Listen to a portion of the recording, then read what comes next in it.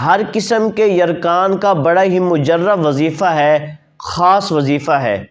آپ خود بھی کر سکتے ہیں اور دوسروں کو بھی بتا سکتے ہیں، دوسروں کو بھی دم کر کے دے سکتے ہیں۔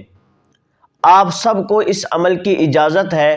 آپ نے کرنا یہ ہے کہ دعا ہے رب اجعلنی مقیم الصلاۃ ومن ذریتی ربنا وتقبل دعا آخر تک، یعنی یوم یقوم الحساب تک، جو اکثر ہم نماز میں درود شریف کے بعد پڑھتے ہیں۔ یہ والی دعا ہے، اس کو آپ نے 11 مرتبہ پڑھنا ہے۔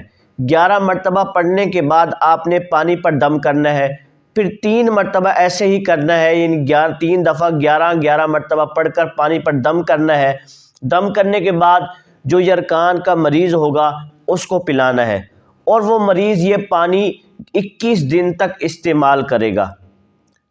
21 دن تک یہ پانی استعمال کرے گا تو انشاءاللہ